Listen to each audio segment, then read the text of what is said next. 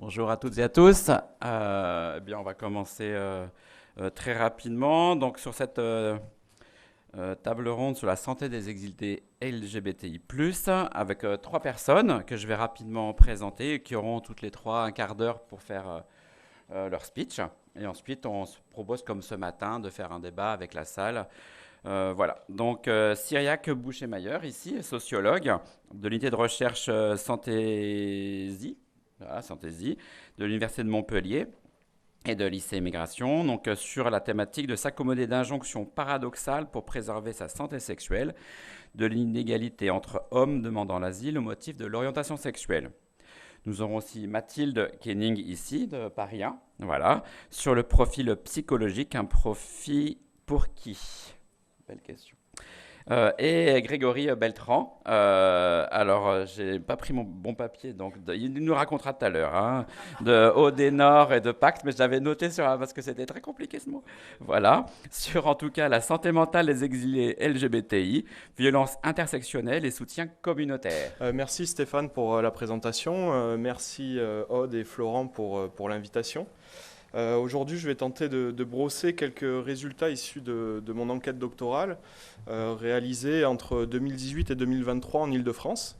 Donc cette enquête, elle repose sur des engagements associatifs prolongés dans des associations de prévention du VIH, coordonnant un dispositif de prévention du VIH et de défense du droit d'asile des personnes LGBTI, mais surtout sur l'accompagnement de 16 hommes originaires d'Afrique de l'Ouest et demandant l'asile en France au motif de l'orientation sexuelle, avec qui j'ai noué des relations de soutien, de conseil, d'amitié en marge des associations et avec qui j'ai réalisé des entretiens répétés sur des périodes de quelques mois à plus de 5 ans, pendant toute la durée de leur procédure de demande d'asile et parfois les premiers temps comme réfugiés ou déboutés. Cette enquête, elle avait pour point de départ le contexte épidémique lié au VIH. Ça fait déjà une bonne dizaine d'années que l'étude ANRS Parcours a permis de rompre avec la croyance initiale selon laquelle la surexposition au VIH des personnes migrantes serait due aux prévalences plus élevées dans les pays d'origine qu'en France. Et donc cette enquête révélait qu'entre un tiers et la moitié des personnes originaires d'Afrique subsaharienne vivant avec le VIH en France ont été infectées après leur arrivée. D'après une étude plus récente, l'étude ANRS Ganymède, cette proportion est portée à près de 2 tiers pour les hommes ayant des relations sexuelles avec d'autres hommes, donc c'est le terme de santé publique, nés à l'étranger et vivant avec le VIH en Île-de-France. Et les infections ont majoritairement lieu pendant les premières années suivant l'arrivée en France. Ces études quantitatives, elles permettent d'une part d'établir un lien entre précarité économique, résidentielle et sociale immédiate, donc le contexte de vie, et risque d'infection par le VIH. Et d'autre part, un lien entre l'origine sociale, donc les dispositions, les trajectoires, et le risque d'infection. La troisième variable qui émerge dans ces études et qui accroît finalement le risque d'infection par le VIH est le nombre de partenaires sexuels qui n'apparaît ni corrélé à la précarité ni à l'origine sociale. En documentant les trajectoires et contextes immédiats de vie d'hommes originaires d'Afrique de l'Ouest et demandant l'asile en France au motif de l'orientation sexuelle, mon enquête doctorale donne à voir certains des processus sociaux sous-jacents à ces corrélations statistiques, tout en apportant des éléments de compréhension des usages et des dispositifs de prévention du VIH mis en œuvre à l'attention de cette population. Donc commençons par nous intéresser à la manière dont les précarités économiques, résidentielles et administratives immédiates pèsent sur les conditions de vie en France des hommes enquêtés et sur leurs pratiques sexuelles et préventives. Le constat le plus marquant est la place centrale occupée par la communauté migrante et diasporique pour compenser les précarités économiques et résidentielles induites par les statuts administratifs. Aussi, plus les enquêtés avaient besoin de compenser des niveaux de précarité importants pour survivre, donc se nourrir, se loger, payer les frais courants, plus il rapportait des niveaux de dépendance importants aux communautés migrantes et diasporiques pour accéder à un emploi non déclaré ou illégalement occupé, à des hébergements souvent exigus en échange de contreparties financières ou de travail du care, donc ménager, garde d'enfants, etc. Et l'augmentation donc, du niveau de dépendance à l'égard des communautés migrantes et diasporiques, accrue par les diverses formes de précarité, tend par ailleurs à compliquer la fréquentation d'espaces associatifs, festifs, militants et préventifs étiquetés LGBTI, par crainte de chantage ou d'un outing non maîtrisé, susceptible de conduire à la perte de solutions de survie qui ont été trouvées dans les espaces migrants et diasporiques. Cette crainte, je vous mets un extrait d'un entretien pour illustrer cette crainte. Un extrait d'entretien de quelqu'un qui a été interprète bénévole pour l'association. Hier, je suis parti à l'association pour faire la traduction pour quelqu'un qui ne parle pas très bien le français. Mais j'étais énervé parce que je sentais je doutais de son homosexualité. En fait, le problème est qu'un hétéro du pays, il est toujours, il est le plus souvent homophobe en fait. Il n'accepte pas. Même s'il n'est pas agressif et tout, il va te discriminer à sa manière. Religieusement, culturellement, ou bien il va te regarder d'un œil, ou bien en parler publiquement, faire ton coming out à tout le monde, et même ceux qui ne devaient pas savoir vont savoir. Aussi, la stratégie des acteurs de prévention consistant à susciter un sentiment d'affiliation LGBTI pour attirer les usagers et surmonter les craintes supposées de discrimination raciste et LGBTI-phobe dans l'institution médicale, a bien souvent l'effet inverse à celui recherché pour un certain nombre de demandeurs d'asile, notamment ceux qui sont les plus dépendants des communautés migrantes et diasporiques. La crainte de fréquenter des espaces étiquetés LGBTI complique aussi l'accès à la prévention plus généraliste qui s'opère dans les espaces festifs ou de convivialité. Par ailleurs, lorsque les solutions résidentielles ou de subsistance économique prennent fin, parfois en raison de la révélation de l'orientation sexuelle, mais aussi pour de multiples autres raisons, les enquêtés sont régulièrement amenés à dormir à la rue, comme en a parlé ce matin Noémie. Ils bricolent, ils essayent de trouver des solutions autres. Dans ces cas, par manque de choix, il n'est pas rare que les enquêtés aient recours à des formes de michetonnage plus ou moins durables. Ces relations déséquilibrées sont souvent le lieu de négociations sexuelles, voire d'impositions insidieuses ou explicites. C'est le cas d'un des usagers du dépistage, diagnostiqué positif au VIH, qui s'était présenté en consultation avec des lésions anales après avoir subi un viol collectif, alors qu'il cherchait un hébergement sur Grindr pour passer la nuit. Voici deux illustrations de la manière dont les contextes de vie, et notamment la précarisation économique, résidentielle et administrative, pèsent d'une part sur les risques d'exposition au VIH et d'autre part sur l'accès aux dispositifs de dépistage étiquetés LGBTI, notamment en raison du niveau de dépendance à l'égard des communautés migrantes et diasporiques. Intéressons-nous désormais sur la manière dont les origines sociales des individus pèsent sur le risque d'exposition et l'accès à la prévention du VIH. La première manière dont l'origine sociale semble agir, c'est en pesant sur le statut administratif et donc sur les conditions immédiates de vie pendant la demande d'asile. En effet, les précarités économiques et résidentielles sont en grande partie liées aux situations administratives. On sait par exemple que les personnes entrées dans l'espace Schengen par un autre pays que la France sont exposées au règlement de Dublin. Dans ce cas, elles sont contraintes à se maintenir 18 mois en situation irrégulière avant que leur demande puisse être instruite et bien souvent sans conditions matérielles d'accueil à la reprise de la procédure. Or, parmi les personnes auprès de qui j'ai enquêté, les migrations aériennes directes, donc permettant d'éviter le règlement de Dublin, sont très majoritairement l'affaire des enquêtés les mieux dotés économiquement et scolairement au pays et qui sont en mesure donc de payer les frais de voyage, d'obtenir un visa en justifiant d'un déplacement professionnel ou familial, etc. A l'inverse, les moins dotés en ressources économiques et scolaires engagent plus souvent des migrations terrestres et maritimes longues. Ces inégalités face au type de migration, elles sont renforcées par la tendance du premier groupe, donc les mieux dotés économiquement et scolairement, à engager dès le pays des expériences homosexuelles que l'on qualifie de militantes ou identitaires, c'est-à-dire inscrites au moins partiellement dans des associations, des lieux de rassemblement communautaires ou des groupes de pairs. Les seconds, donc les moins dotés dans ces différents types de ressources, sont à l'inverse beaucoup plus souvent inscrits dans des sexualités plus solitaires et discrètes, réduites à l'unique partenaire dans les pays d'origine. Cet écart de socialisation à l'homosexualité, souvent dépendant des origines sociales, pèse également sur le type de migration, toujours suscité quasiment toujours suscité par la révélation publique de l'orientation sexuelle et l'identité de genre.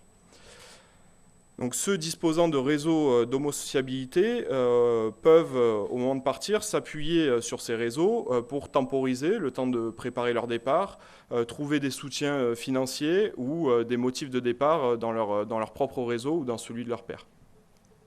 Les moins dotés, à l'inverse, font davantage l'expérience d'un départ dans l'urgence et solitaire et renforcent leur socialisation à la dissimulation de l'orientation sexuelle tout au long du parcours migratoire. Donc en plus d'agir sur les conditions matérielles et administratives de vie en France et sur la capacité à s'émanciper plus ou moins des réseaux migrants et diasporiques, ces socialisations différenciées en fonction de l'origine sociale conduisent à l'incorporation de capitaux gays variant en fonction de la classe et favorisant plus ou moins la fréquentation d'espaces LGBTI une fois en France, en raison de dispositions inégales à la fréquentation d'espaces LGBTI, à l'expression semi-publique de l'homosexualité et à la gestion du passage d'espaces homonormatifs à des espaces hétéronormatifs et inversement.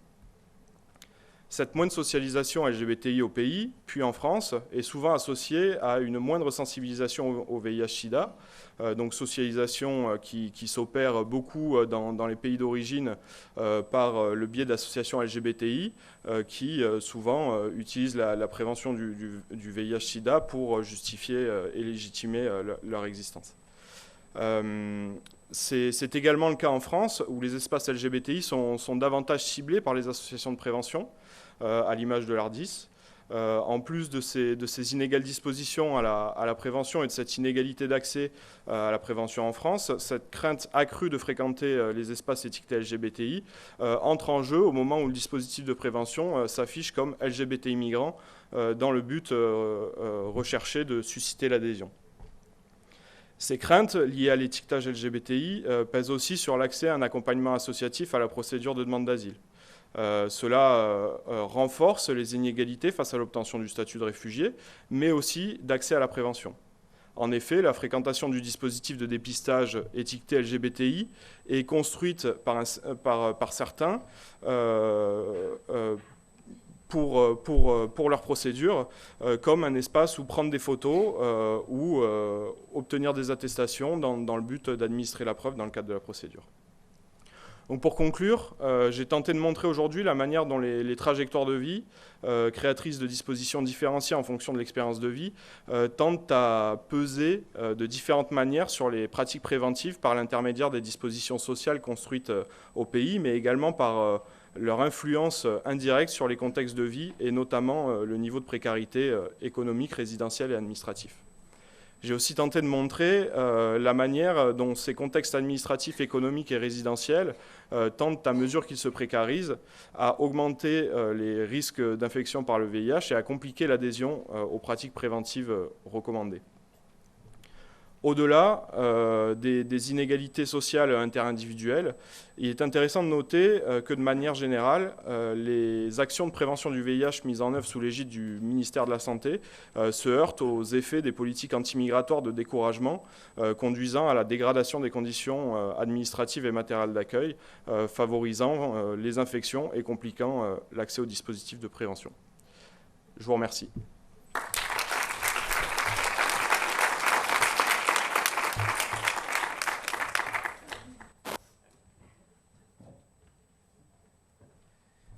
Merci Cyriac, 13 minutes, parfait. Tu vas faire pareil, Mathilde. Je vais essayer de faire pareil. Voilà, donc ce que je vais vous présenter aujourd'hui, c'est une question, le profil psychologique, un profil pour qui ? En me préparant, j'ai fait un rêve, comme souvent, quand je prépare des petits discours comme ça, je fais des rêves bien sentis. Et donc, dans ce rêve-là, je me trouvais sur une petite scène en bois, comme celle-ci, et j'avais l'apparence de Valérie Lemercier, et j'avais 3 bras, au bout duquel chacune de mes mains tenait un micro. Je pense que j'ai rêvé, donc fin du rêve. Je pense que j'ai rêvé de ça parce que, en réalité, il me faudrait plusieurs bouches et plusieurs voix pour parler des différents plans sur lesquels se jouent ces questions de profil psychologique et de profit dans les exils LGBT+. Juste avant moi, Cyriac évoquait les injonctions paradoxales et le besoin de s'en accommoder pour préserver sa santé sexuelle. Eh bien, mon propos, lui, poursuit d'une certaine manière sur cette voie des injonctions paradoxales qui, je crois, sont faites de manière bien plus large aux personnes queer en exil et qui entrent aussi dans la consultation psy. J'espère néanmoins qu'il n'est pas nécessaire de gérer des injonctions paradoxales dans le cabinet psy pour préserver sa santé mentale, mais rien n'est moins sûr. Enfin, là n'est pas mon propos. Un des plans très importants dont je vais parler rapidement se situe dans la rencontre entre une psy dans une association et une personne en demande d'asile au motif de persécution liée à son orientation sexuelle ou son identité de genre. Bref, on sait pourquoi on est là aujourd'hui. Ici, les questions d'attestation et de reconnaissance quasi juridique me sont apparues s'imposer, sans que cela soit la faute de personne, mais tout simplement parce que la rencontre psy n'est pas extérieure aux conditions sociales, politiques, voire juridiques qui la produisent. J'en viens à mon propos et à ma question. Aux besoins de qui répond la tentation du profil psychologique ? En 3 axes, peut-être plutôt 2. Dans un premier temps, j'expose les termes qui comptent et pour qui ils comptent. Ensuite, je parle des catégories qui découlent de ces termes, avec une spécificité non pas des personnes, mais des violences qu'elles peuvent rencontrer. Et enfin, j'ouvre rapidement sur la question du trouble, en tant que position d'écoute et de transmission qui me semble nécessaire pour désamorcer la contrainte à se dire. Donc les termes qui comptent. Il y a d'abord profil, qui vient de l'ancien français porphile, qui indiquait une bordure ou un contour. Psychologique, je l'entends au sens de Michel Foucault, qui a dit très clairement sur cette discipline, qui a montré que le pouvoir psy n'a pas une visée de libération, mais le pouvoir psy conduit à l'aliénation renouvelée, à une forme de contrôle par le savoir. C'est pourquoi je n'y adhère pas, depuis ma position de psychologue, qui vise à laisser des personnes parler de ce qu'elles vivent. Les profils psychologiques, donc, répondent, je crois, à la tentation de reproduire des frontières, psychologiques cette fois. Pour qui cela est-il important ? Avec mes anciens professeurs, nous discutions des pratiques et nous nous rendions compte du partage de l'une d'entre elles. On se disait souvent, quand les personnes arrivaient au cabinet, beaucoup de gens nous disent « je suis névrosée, je suis ci, je suis ça ». Et nous, on disait souvent « ah bon, mais qui vous l'a dit ?» La question du profit maintenant, c'est un gain que l'on acquiert. Et je me demande qui acquiert quoi à faire des profils psychologiques. Dans notre cas, le profit pourrait provenir des lectures et des savoirs que nous avons pour mieux comprendre, mieux aider les personnes queer en exil. On ne peut pas effacer ici la problématique, on en a parlé ce matin, de l'application de savoirs européocentrés et hétéronormés qui compliquent cette entreprise et qui risquent de nous faire plaquer des savoirs non adéquats. Pour être clair, ici, je veux dire que je ne sais pas ce qu'est une personne queer ou une personne homosexuelle, pratiquant pourtant moi-même cette vie. Je ne parle pas seulement des variations culturelles de nos savoirs, mais aussi des agencements de vie commune dans des espaces locaux qui déjouent en permanence les récits de nos savoirs. Donc pour qui importe le profit ? Cela dépend de la place qu'on occupe et de ce qu'on attend. Mais nombreux et nombreuses d'entre nous, je parle ici des personnes qui accompagnent les demandeuses d'asile, attendent sans doute d'obtenir des papiers permettant de vivre en sécurité.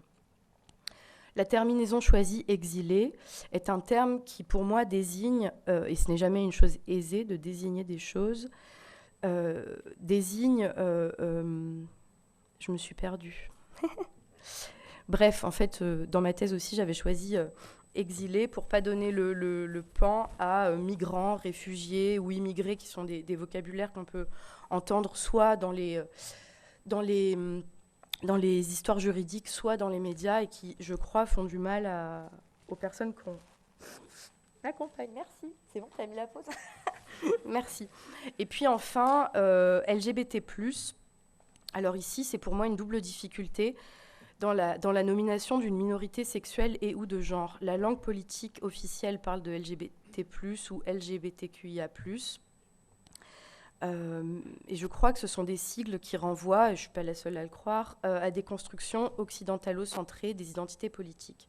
A contrario, l'emploi du terme queer permet ici de ne pas figer des identités, tout en désignant des modes d'existence que je dirais non hétéronormatifs. Ce que je souhaite surtout souligner, c'est ici qu'il n'y a pas de terme adéquat, tout simplement parce que chacune des personnes rencontrées a sa propre définition d'elle-même, parfois n'en a pas du tout, et c'est très bien comme ça, reprenant ou non, selon les contextes dans lesquels elle se trouve, des codes occidentaux. Les discussions groupales que nous avons eues dans le cadre d'une activité associative avec des personnes queer en exil ne m'a pas non plus permis d'extraire une dénomination régulière, homogène et commune. Je dirais donc, chacun est une minorité sexuelle. Cela se décline à l'infini. Dire cela ne signifie pas que je renie la plus grande exposition aux violences des dites minorités sexuelles, sexuées et de genre. Je me permets seulement, pour mieux reconnaître les effets politiques de cette surexposition au haut risque de violence, de particulariser leur saisie. J'en viens aux catégories, celles de vulnérabilité et celles de psychotraumatisme. L'homosexualité, à son époque, avait été analysée par Michel Foucault de la manière suivante. Enfin, il a dit cette petite phrase que j'aime bien. Le sodomite était un relapse, l'homosexuel est maintenant une espèce. Sa spécification, sa mise en espèce de l'homosexuel, repose sur l'idée que rien de ce qu'il ou elle est au total n'échappe à sa sexualité. Ce qui est quand même un problème, et je crois que ça se joue dans les questions de demande d'asile, enfin dans ce qu'on a entendu en tout cas, de ce qui est demandé par les instances juridiques. De plus, on note dans ces propos l'étrange lien entre secret et inscription apparente, puisque sous-jacente à toutes ces pratiques, il y a un principe insidieux et indéfiniment actif qui est que dans la pudeur du visage et de son corps, il y aurait un secret qui toujours se trahirait. Les stéréotypes relevés dans le rapport de mai 2020 du Défenseur des droits héritent de l'idée d'une espèce sexuelle, de cette idée d'espèce sexuelle, dont les spécificités seraient apparentes et soutiennent la dimension trop occidentalisée des représentations. Ces stéréotypes servent au contrôle de la sexualité, qui n'est par ailleurs pas dénuée d'une conception racialisée. Sur la question de l'aveu, qui est en jeu dans la demande d'asile, on trouve là aussi, chez Foucault, dans son travail sur l'aveu, des caractérisations sur le rôle des psychologues, psychiatres et psychanalystes. Il appelle ça la fonction psy, et cette fonction psy, elle se soutient d'une codification clinique du faire parler, qui correspond à la technique proprement dite des psys. L'unification sous un profil psychologique réduit au silence, je crois, certaines vies. Expérience personnelle, mais expérience commune, et les deux à la fois, et les deux en même temps. Les Queer Migration Studies prennent en compte les soubassements capitalistes de la migration, mais aussi les violences et les dépossessions qui ont contribué au mouvement de population. Ainsi, les personnes en exil ne seraient plus considérées entre un ici et un là-bas, territoire-nation avec un fonctionnement social établi, mais plutôt en tant que personnes dont la migration elle-même a été façonnée par des flux politiques, économiques et culturels à travers des siècles, des frontières.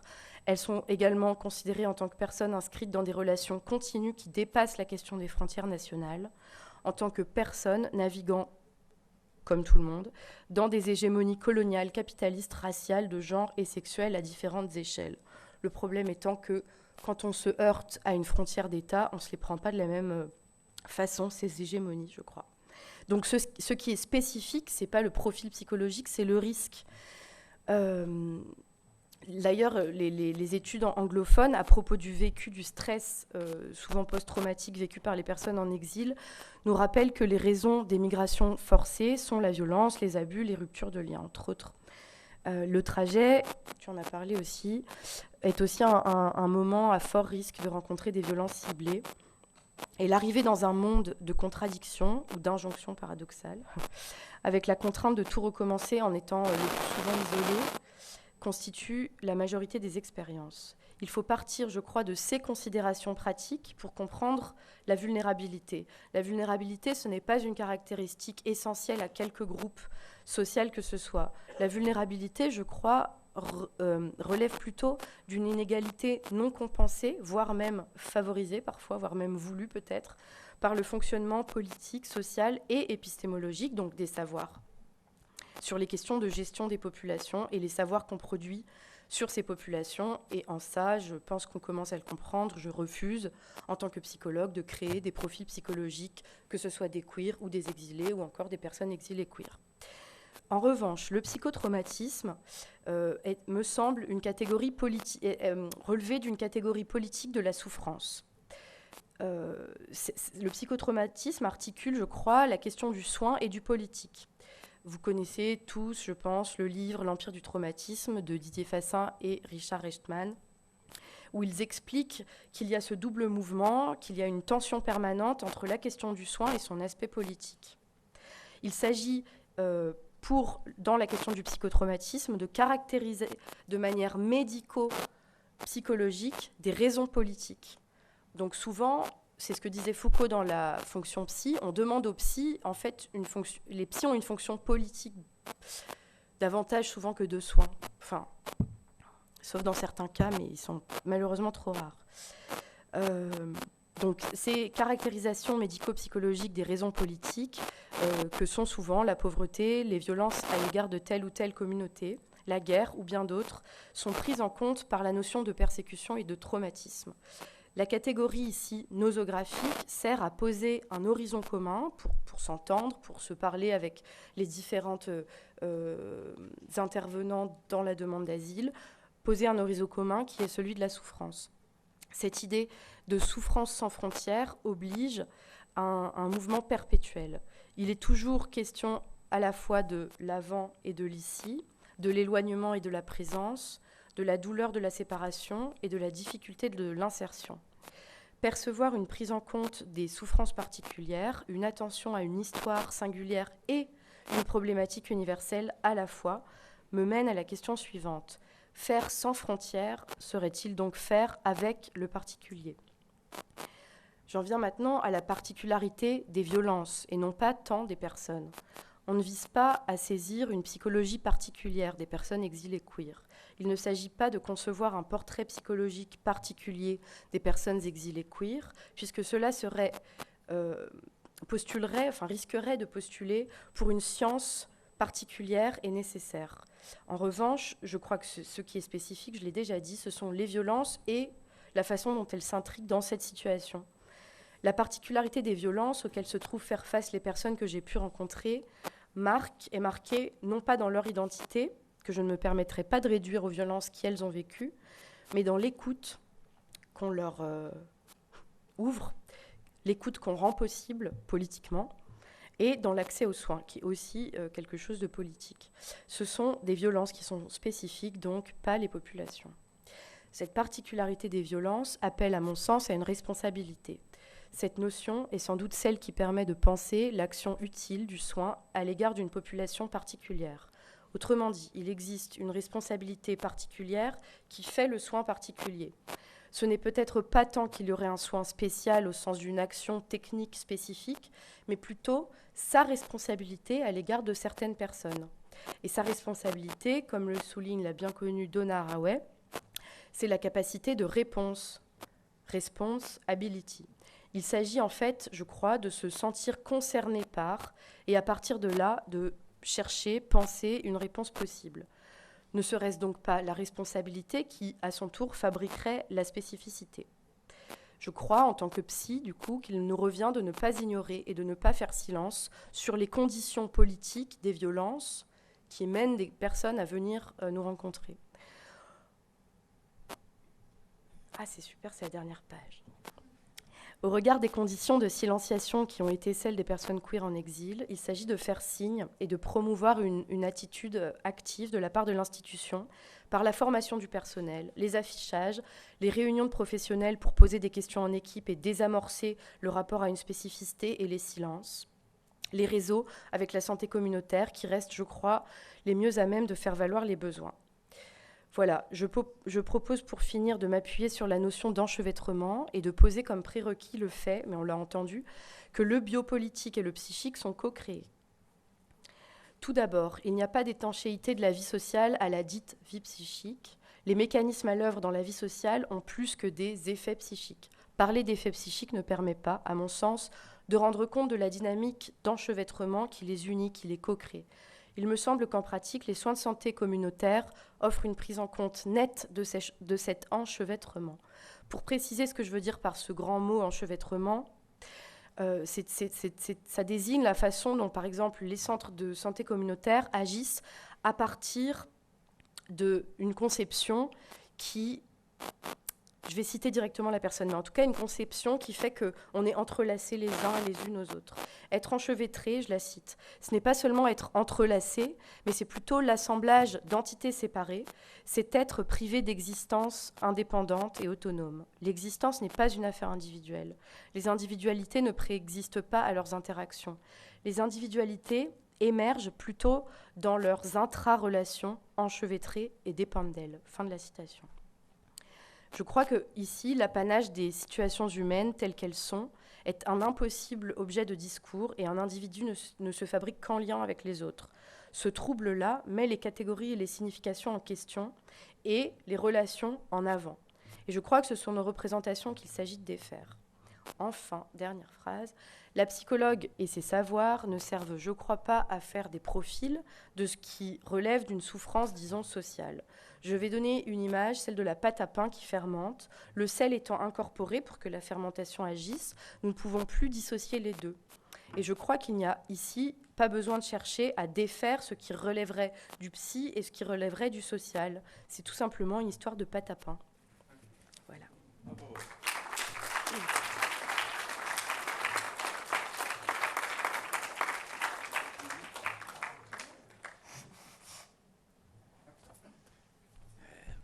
Pas mal, 17 minutes. Grégory, maintenant ?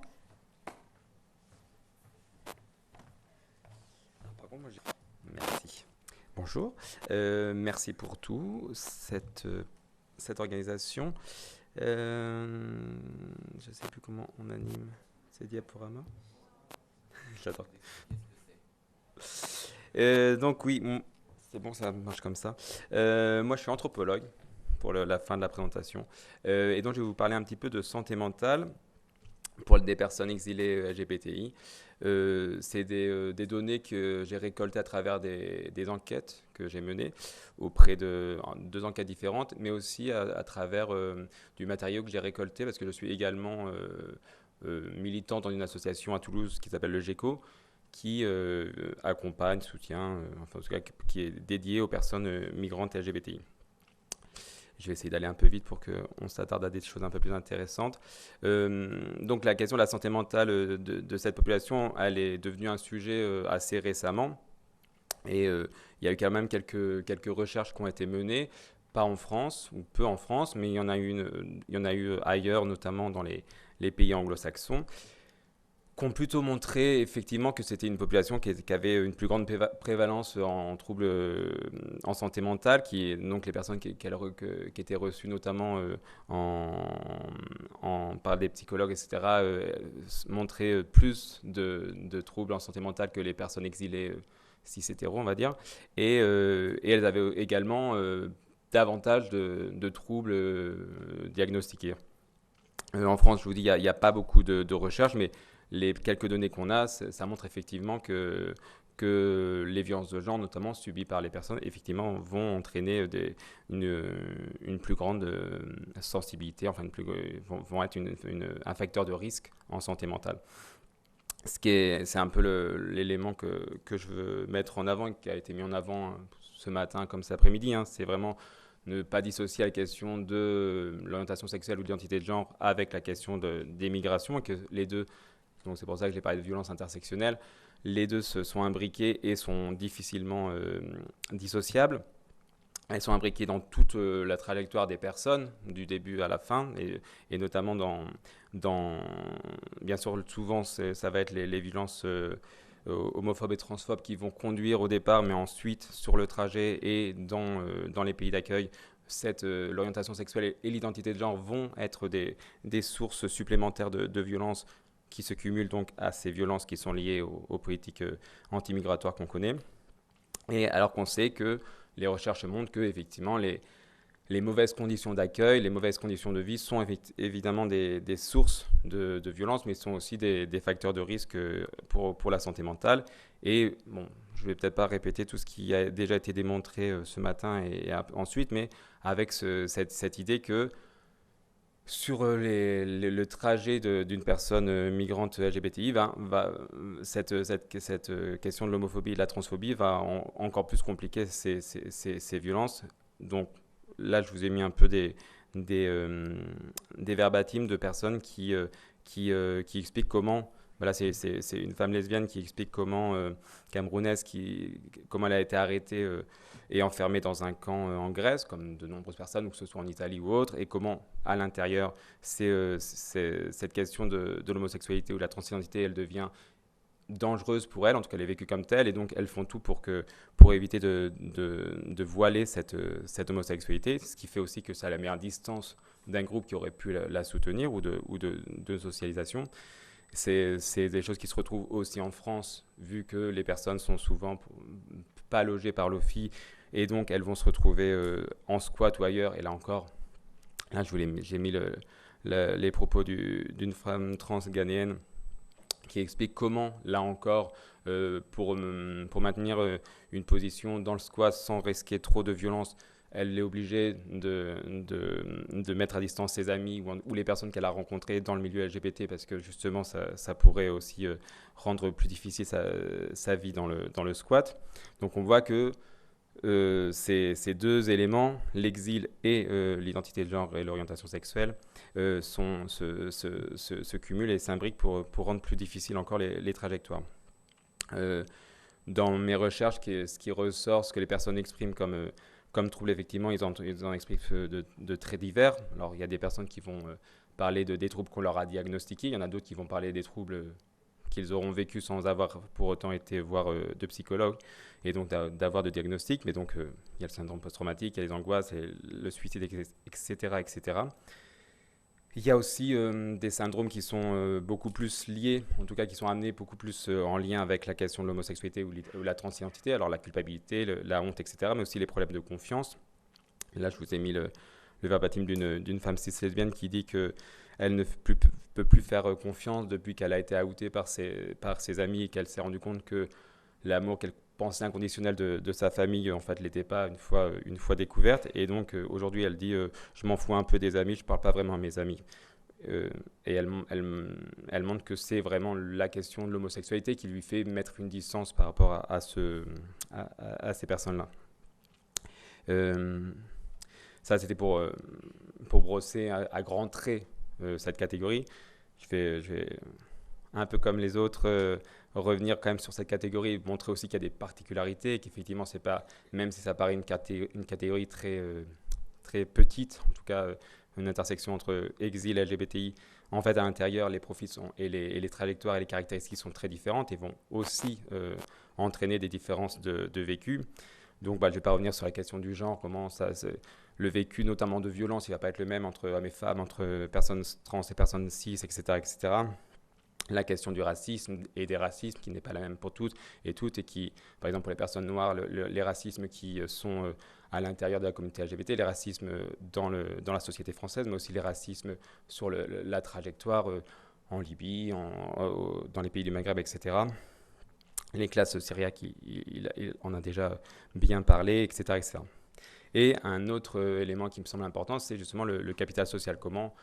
Ce qui a été montré aussi, c'est que dans les autres interventions, c'est qu'effectivement, les personnes, quand elles arrivent, elles risquent de perdre le capital social. Le capital social, c'est le fait d'avoir des liens plus ou moins forts avec des personnes, d'avoir un réseau social, etc., et sur lesquels on peut compter à la fois pour se sentir bien, pour être un être social, etc., et à la fois en termes de ressources matérielles, ressources symboliques, etc.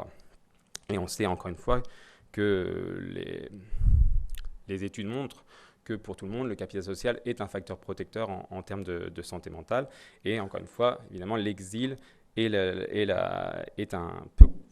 abîmer ce capital social, pour tous les exilés d'ailleurs, mais aimer la question LGBTI va encore plus abîmer ce capital social, parce que les personnes ne vont pas pouvoir, ou moins pouvoir compter sur leur communauté nationale d'origine.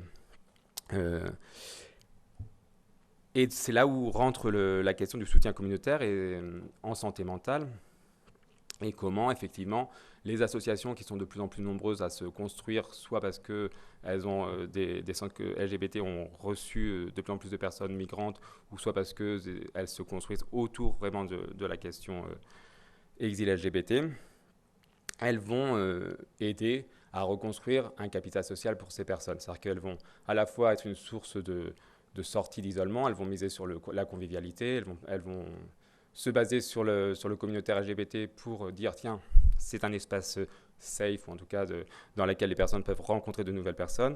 Et en même temps, ça va être un capital social qui va permettre aux personnes d'être orientées dans le système de soins, par exemple, d'être orientées aussi dans le système de droit, d'être accompagnées, etc. Donc ça, c'est des choses qui sont connues et qui viennent faire écho à quelque chose qui est aussi connu dans la communauté LGBT et dans les recherches sur la communauté LGBT, qui est la question de la famille choisie, avec cette idée que les personnes LGBT, en vivant de l'homophobie, de la transphobie et du rejet familial notamment, vont essayer de construire une autre famille non biologique, affinitaire, et baser ce réseau-là, ce capital social, autour de la communauté, de l'orientation sexuelle ou d'une transgression sexuelle ou de genre commune.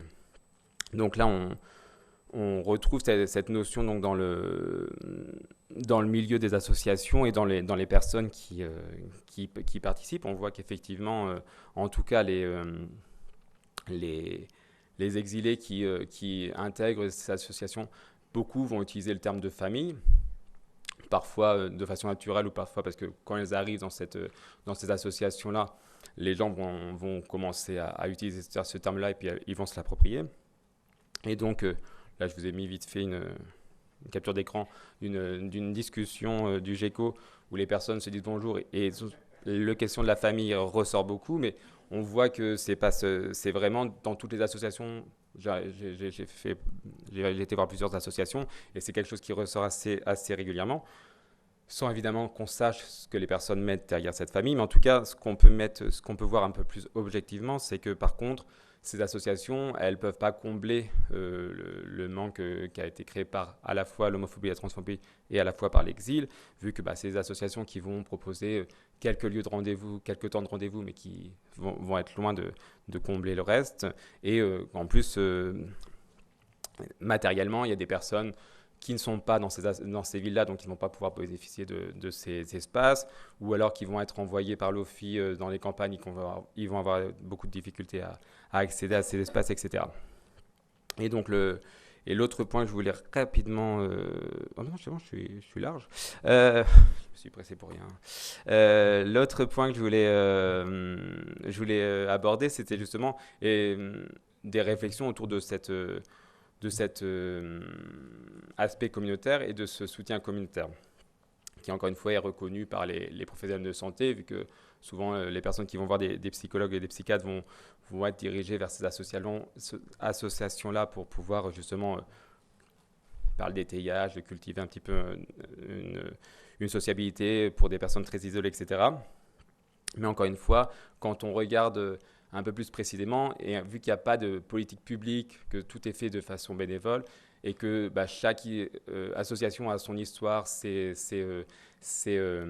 forces, ses faiblesses et aussi ses forces militantes, on voit que c'est très différent, qu'il y a des associations qui vont se cibler que sur la question de l'accompagnement au récit ou à l'OFPRA, à la CNDA, qui ne vont pas ou peu faire de la convivialité parce qu'elles n'auront pas les moyens.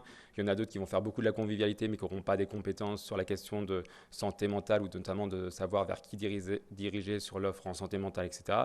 D'autres qui vont avoir tout en même temps. Il y a des associations qui vont se créer autour de la question LGBT, d'autres qui vont se créer autour de la question des lesbiennes, d'autres qui vont se créer autour des personnes trans, d'autres qui vont se créer autour des personnes LGBT racisées, etc., etc. Donc il y aura des possibilités très différentes, mais tout ne sera pas accessible à tout le monde.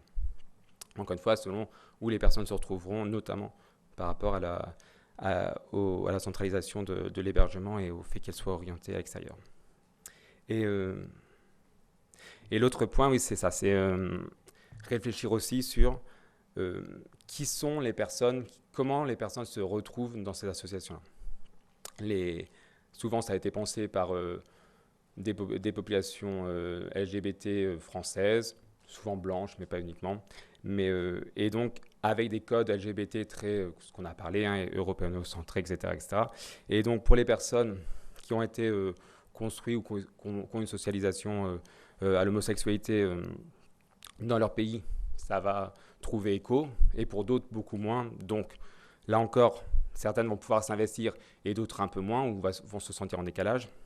Mais ce qui m'intéresse plus, c'est aussi voir, je vais vous mettre un petit extrait, voir du côté des militants et militantes, comment vous dire ça, qu'est-ce qui a facilité aux militants et militantes de rentrer dans la peine des personnes ou de rentrer dans leur souffrance, ou en tout cas de vouloir se rapprocher, de vouloir les accompagner, etc.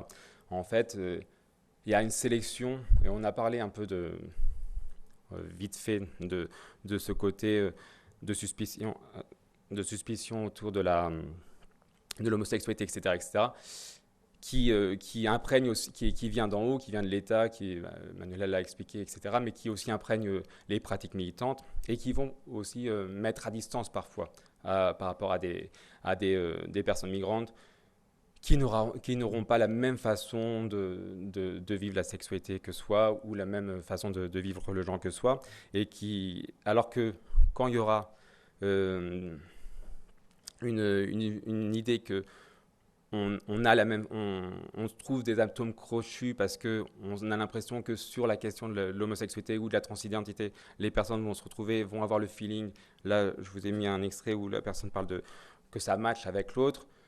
Ça va aider à l'accompagnement. Alors que les personnes qui sont à la fois n'ont pas les codes de la communauté LGBT arrivent dans un cadre de suspicion, encore une fois, où les personnes militantes sont aussi subissent aussi ce cas de suspicion, même si elles essayent de le mettre à distance, elles auront beaucoup moins de chance. En tout cas, le risque, c'est quand même qu'il y ait pas une mise à distance, mais une moindre vigilance sur leurs problèmes en santé mentale, ou une moindre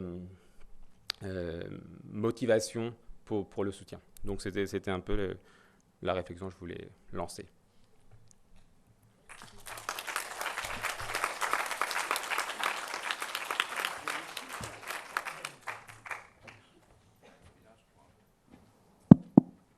Merci beaucoup, parfait.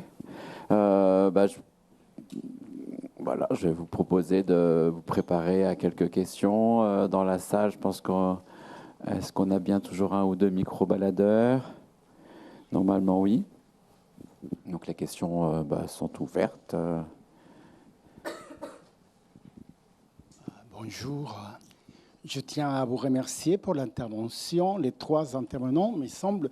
Mais en fait, j'espère pouvoir faire une espèce de synthèse, parce qu'il me semble qu'il y a une espèce de corrélation interne, externe entre les sujets.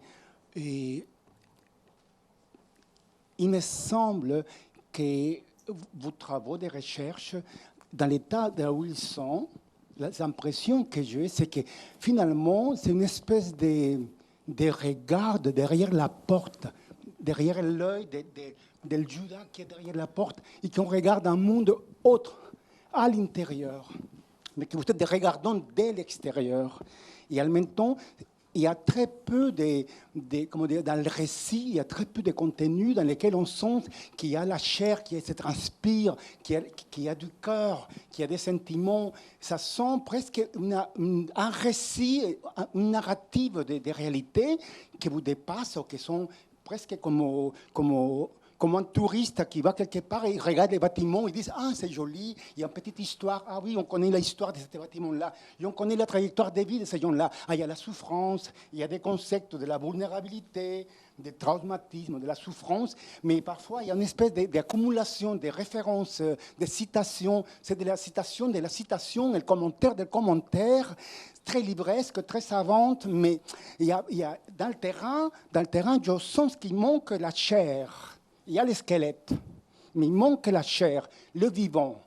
je parle des conditions des exilés, des migrantes, des trans, et dans des conditions de discrimination, de stigmatisation, et des problèmes, comment ça s'appelle, des fréquentations, des problèmes, comment ça s'appelle, administratifs, des réalités au quotidien que j'ai très peu entendues dans vos travaux, qui sont vraiment arrivés à sentir, à percer ces réalités de ces trajectoires de vie qui sont là, des pays d'origine, le problème d'intégration, le problème de proximité dans les collectifs, cette espèce de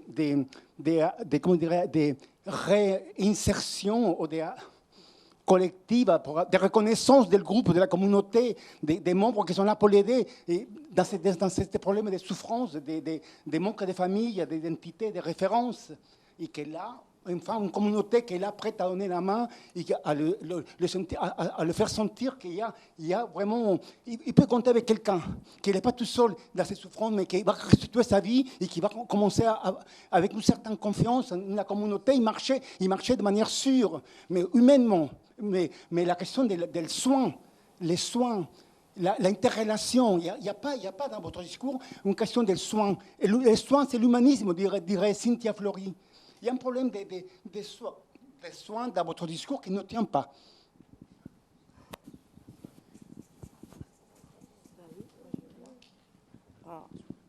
Ça marche.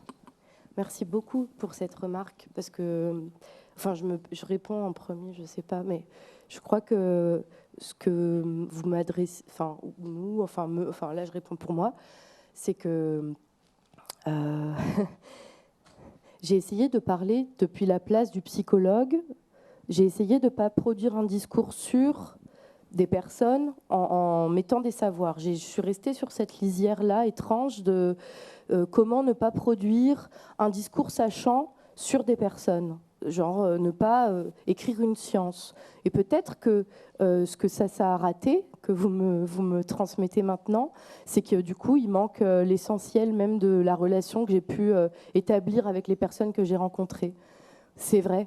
Et du coup, ne pas produire ce discours-là, ne pas produire un discours de sachante psy sur les conditions psychologiques des personnes que j'ai rencontrées, me place dans un espace, du coup, qui, comme vous dites, avec de l'autre côté de la porte. De l'autre côté de la porte. Je crois que j'ai pas de... Je vais juste réfléchir à ça longuement. Est-ce que à votre intervention, vraiment, longuement, d'autant plus que... Enfin, peu importe.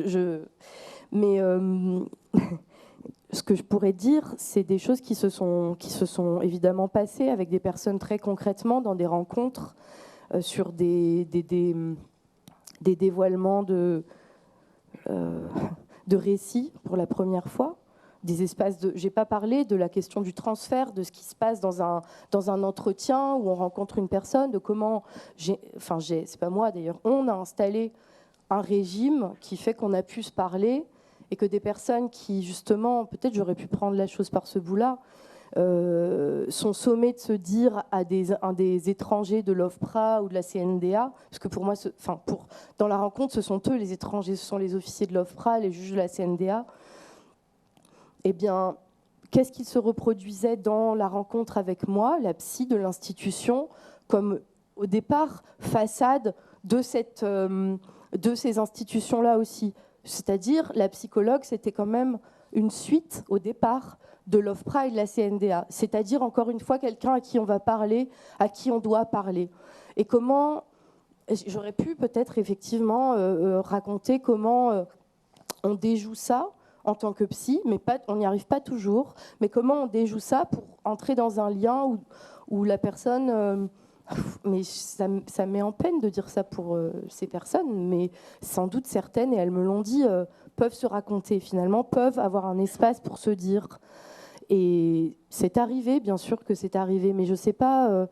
moi, j'utilise jamais les espaces de parole publics, et c'est peut-être lié à ça aussi. Les espaces de parole publics dans des colloques, je ne les utilise pas pour dévoiler ce qui s'est passé dans des rencontres cliniques. Et peut-être que c'est ce que... Je ne sais pas, on pourrait en parler. Enfin, si vous êtes ouverte à ce qu'on en parle, moi, je suis tout à fait.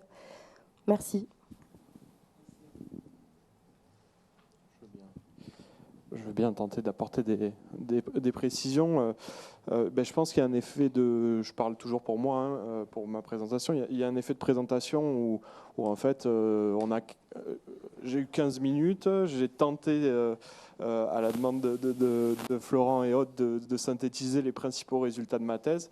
Et donc, je comprends tout à fait que ça puisse donner une impression de discours savant et manquer de croustillant ou de réalité quotidienne, de choses très concrètes. Ça, je l'entends tout à fait.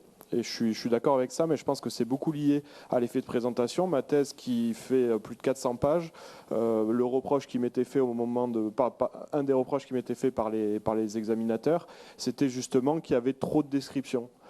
Trop de citations, d'extraits d'entretien pour justement essayer de rentrer dans ce que les personnes avaient vécu et de pas le dire et l'analyser de manière distanciée.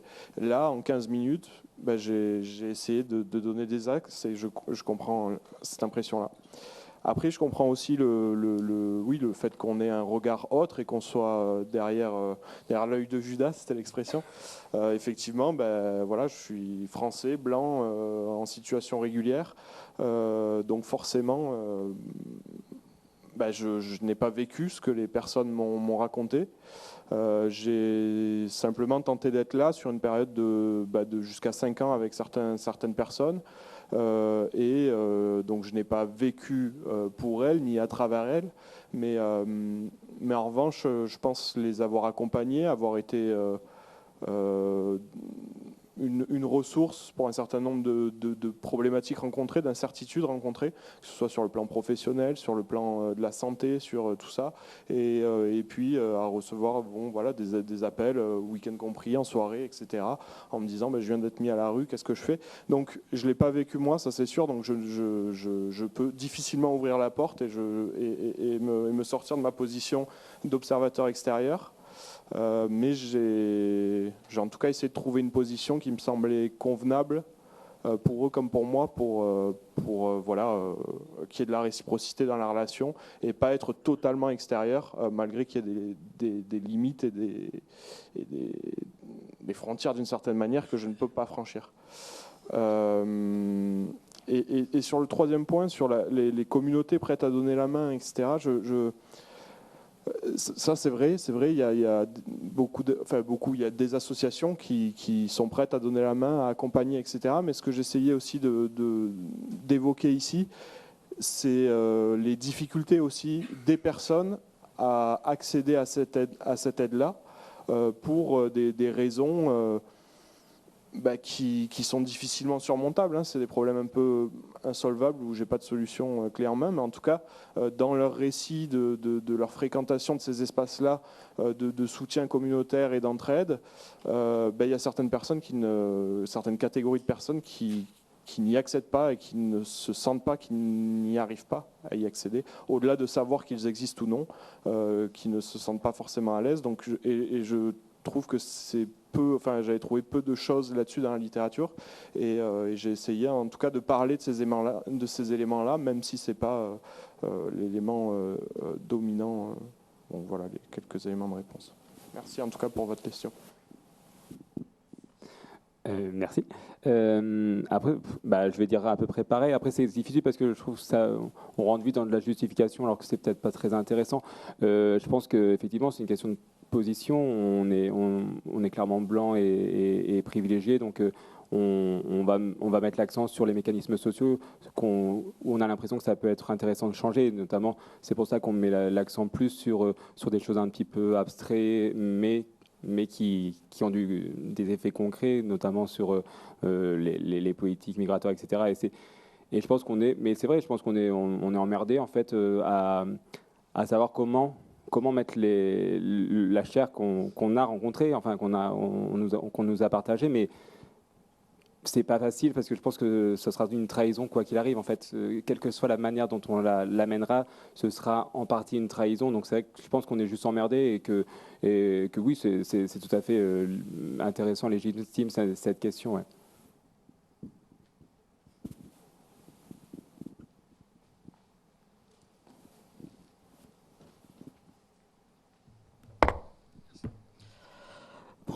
Bonjour Bruno du centre LGBT à Lille.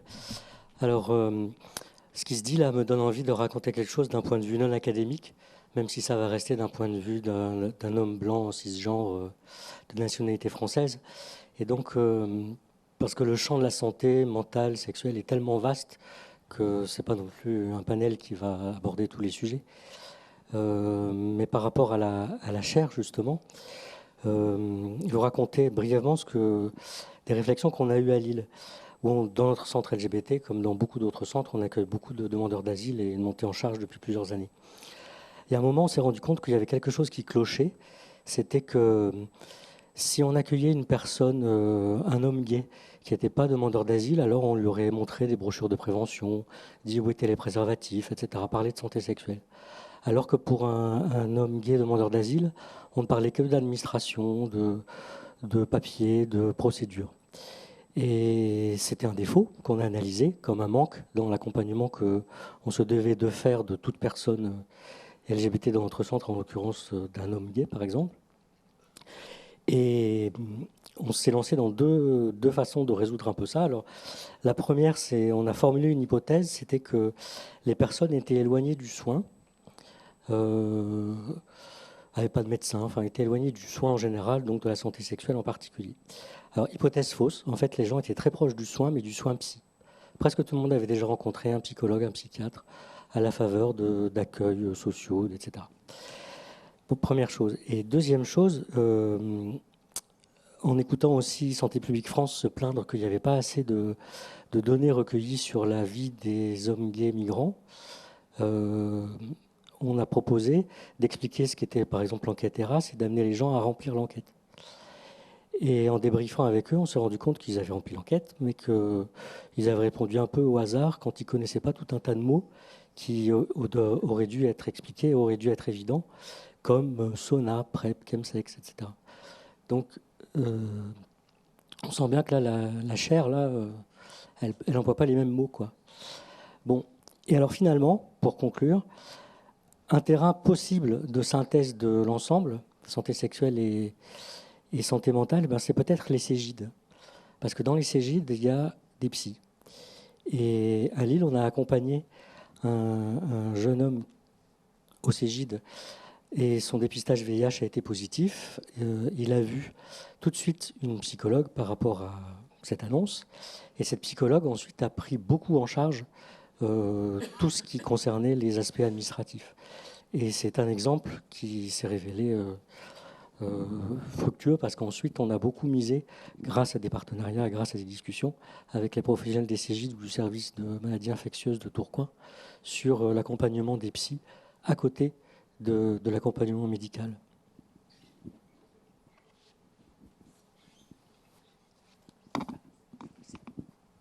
Je vous remercie et moi aussi je voulais préciser en fait, je pense que dès qu'on parle de santé mentale des exilés LGBT, et c'est très très général et peut-être, je me demande, c'est ça qui ne nous permet pas de voir les problèmes en fait.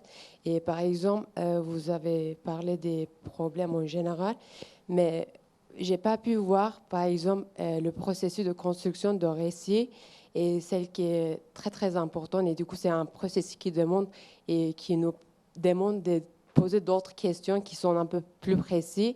Et du coup, ce travail, en fait, je vois dans des associations qui font plus que les psychologues, en fait, de voir ce processus ou d'autres questions. Et du coup, je voulais préciser que c'est très général. Peut-être c'est ça qui ne nous permet pas de voir certaines choses. Et moi aussi, je suis réfugiée, mais quand je suis allée voir par rapport à le processus de construction de récit, il y avait très, très peu de choses. Et du coup, à chaque fois, moi, je croyais que c'était quelque chose, des choses que je subissais, c'était individuel. Mais quand j'ai fini ça, où je me sentais prête à voir d'autres personnes comme moi. J'ai vu qu'il y avait plein de choses qui étaient systématiques et du coup, ce n'était pas que individuel. Et peut-être de sortir de ce cadre et voir des choses qui ne sont pas individuelles et de voir c'est plutôt systématique. Et du coup, je vous remercie.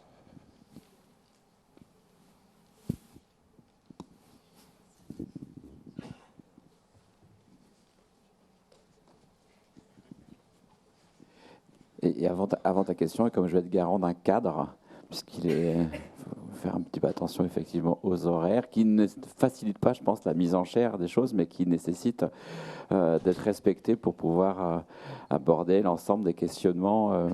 Donc merci à toi. Et s'il y a une dernière question ensuite, comme il y en a une là-bas, puis on arrêtera après vous. J'ai de toutes petites questions, mais on peut les passer si vous voulez. Mathilde, j'avais une question pour vous. Déjà, je dois avouer que j'ai pas tout compris, mais ça c'est mon propre à moi de votre présentation, qui avait l'air complètement pertinente. Mais je me pose juste une question, est-ce que le profil psychologique ne peut pas être un outil transitoire pour notamment la construction du récit et en même temps la compréhension des syndromes post-traumatiques et de tous les traumas qui peuvent découler de tout ce qui s'est passé pendant le parcours migratoire, et peut-être aussi faire un lien avec ce que la personne d'avant disait, trouver un langage avec les personnes qui ont le même vécu que la personne concernée, pour échanger sur des traumas communs, sur des choses communes qui se sont passées à travers des mots. Et effectivement, quand la personne est prête à dépasser et détruire ce profil psy. Et j'avais une toute petite dernière question, mais je ne sais pas du tout si quelqu'un parmi vous est concerné par ça. Est-ce qu'il y a un sujet sur l'usage des drogues chez les personnes exilées LGBT ? Parce que j'ai l'impression que les personnes LGBT sont quand même assez concernées par ça, notamment à Paris, mais dans les grandes villes aussi. Est-ce que les personnes exilées le sont voilà. Je ne sais pas si quelqu'un a un avis ou des données. Merci beaucoup. On va prendre la dernière question, puis comme ça on répond et on clôt comme ça. Là, monsieur qui n'a pas une grosse perruque.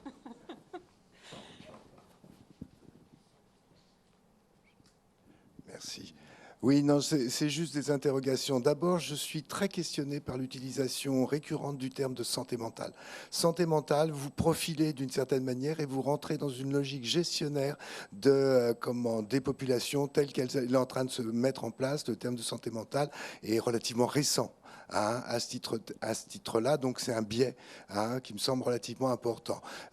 L'autre point, effectivement, ce qui a été soulevé, c'est des problèmes de niveau de formalisation et de niveau, effectivement, d'écoute ou de compréhension des situations.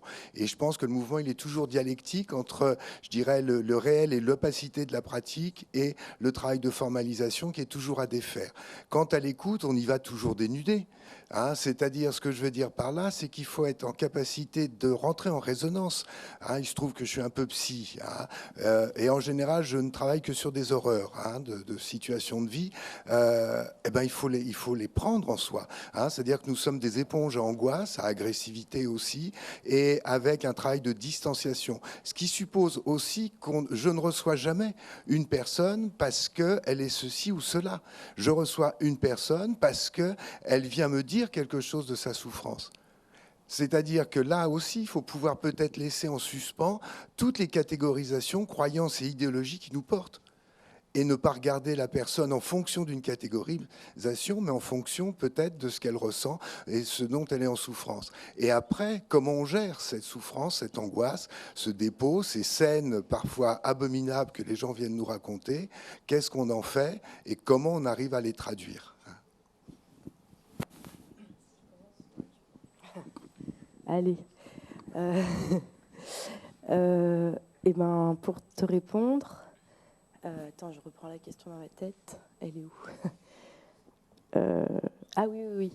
Si c'est transitoire le profil, en tout cas, je pense que je vais répondre à la chair, à la suspension et au profil transitoire. Parce qu'en fait, ce qui s'est passé, c'est que on a créé un groupe et les personnes se rencontraient dans le groupe. Et en fait, elles créaient entre elles, mais dans un espace psy, enfin psy, je sais pas. En tout cas où j'étais là. Je ne sais pas si ça suffit à faire un espace psy, mais en tout cas, elles créaient entre elles des circulations de ces mots, de ces profils qu'elles échangeaient. Et du coup, on parlait des angoisses, des situations atroces. Et je pense que oui, ça peut être un moment, un petit point, mais c'est un point qui est pris dans la question du récit pour les autorités aussi. Donc c'est un point. De toute façon, un psy, à mon avis, n'a jamais à dire non à quoi que ce soit. Un psy n'est pas là pour mettre des règles. Enfin, je crois pas. Du coup, si quelqu'un vient me voir en me disant j'ai besoin de faire mon profil, on va s'amuser, on va faire un truc, j'en sais rien, mais on va trouver ça ensemble. Mais ce sera peut-être pas un profil psychologique, mais donc il n'y a pas de contre absolument le profil. C'est juste que m'adresser à une salle comme ça, je dis, c'est pas la peine de demander au psychologue de faire des profils. Mais par contre, dans une relation individuelle, on peut demander tout ce qu'on veut à un psychologue. Et je crois justement que sur comment ça résonne, le fait d'être en groupe et le fait de se raconter des choses de ce qu'on a vécu, mais aussi de poinçonner des petits trucs, de mettre des points, des petits profils. Moi, j'ai été ci, ça et toi, et de faire travailler ça ensemble. Oui, ça a concrètement des effets, donc sans doute sur les personnes, mais je ne peux pas parler à leur place. En tout cas, en tant que psy, moi, ça a clairement des effets, genre de me retrouver à ne pas pouvoir bouger mes bras pendant 10 minutes en étant un peu comme ça, sonné. Parce que le corps, vous avez parlé d'éponge, le corps de la psy, il n'est pas de l'autre côté de la porte, en effet, il est aussi là et il prend une part du récit. Et parfois, ça résonne aussi des années plus tard ou dans d'autres moments, des moments où je suis dans ma vie ailleurs et paf, il y a une histoire qui revient. Bon, voilà.